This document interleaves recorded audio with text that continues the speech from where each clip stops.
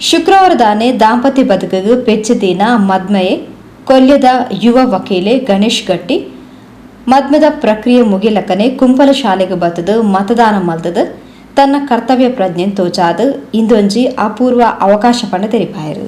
ಲೋಕಸಭಾ ಚುನಾವಣೆ 2024 ಎರಡನೇ ಹಂತದ ಮತದಾನ ರಾಜ್ಯ ಹಾಗೂ ದೇಶದ ಎಲ್ಲ ಕಡೆ ನಡೀತಾ ಇದೆ. ಈ ಚುನಾವಣಾ ಮಹಾ ಹಬ್ಬದಲ್ಲಿ ನಾನು ಕೂಡ ಇವತ್ತು ಪಾಲ್ಗೊಂಡಿದ್ದೇನೆ. ನಾನು ಎನಿಸಿರಲಿಲ್ಲ ಮದುವೆ ಆಗಿ ಬಂದು ನಾನು ಚುನಾವಣೆಯಲ್ಲಿ ಮತದಾನ ಮಾಡ್ತೇನೆ ಅಂತ ನಾನು ಯೋಚನೆ ಮಾಡಿರಲಿಲ್ಲ. ಅದು ಯಾವ ಒಂದು ಸುಸಂದರ್ಭ ಸಿಕ್ಕಿದೆ ನನಗೆ. ಈ ಅವಕಾಶವನ್ನು ಕೊಟ್ಟಂತಹ ಚುನಾವಣಾ ಇಲಾಖೆಗೆ ನಾನು ಧನ್ಯವಾದ ಹೇಳ್ತೇನೆ. ಯಾಕಂತ ಹೇಳಿದರೆ ಅವರು ನನ್ನ ಮದುವೆ ದಿವಸ ಎಲೆಕ್ಷನನ್ನು ನಿಗದಿ ಮಾಡಿಸಿದ್ದರೆ ನನಗೆ ಅವಕಾಶ ಸಿಗ್ತಿರಲಿಲ್ಲ. ಮೊದಲಿಗೆ ಅವರಿಗೆ ಆಭಾರಿಯಾಗಿದ್ದೇನೆ. ಮತ್ತು 2024ರಲ್ಲಿ ಭವ್ಯ ಭಾರತವನ್ನು ಕಟ್ಟಲು ಒಬ್ಬ ಅತ್ಯುತ್ತಮವಾದ ಪ್ರಧಾನಮಂತ್ರಿ ಆಯ್ಕೆ ಮಾಡುವ ಉದ್ದೇಶಕ್ಕೋಸ್ಕರ ಮತದಾನ ಮಾಡಿದ್ದೇನೆ.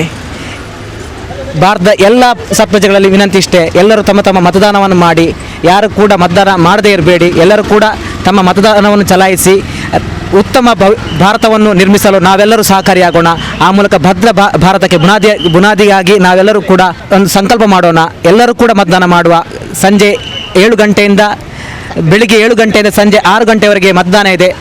6 ಗಂಟೆವರೆಗೆ ಮತದಾನ ಇದೆ. ಆ ಮತದಾನದಲ್ಲಿ ಎಲ್ಲರೂ ಕೂಡ 18 ವರ್ಷ ಯಾರಿಗೆಲ್ಲ ಆಗಿದೆ ಅವರೆಲ್ಲರೂ ಭಾಗವಹಿಸಿ ಆ ಮೂಲಕ ಚುನಾವಣೆಯಲ್ಲಿ ನಮ್ಮ ಮತದಾನ ಹಕ್ಕನ್ನು ಚಲಾಯಿಸೋಣ. ಆ ಮೂಲಕ ಭವ್ಯ ಭಾರತವನ್ನು ಕಟ್ಟಲು ನಾವೆಲ್ಲರೂ ಶ್ರಮ ಪಡೋಣ ಅಂತ ಹೇಳ್ತಾ ನನ್ನ ಮಾತನ್ನು ಮುಗಿಸ್ತೇನೆ. ಧನ್ಯವಾದಗಳು.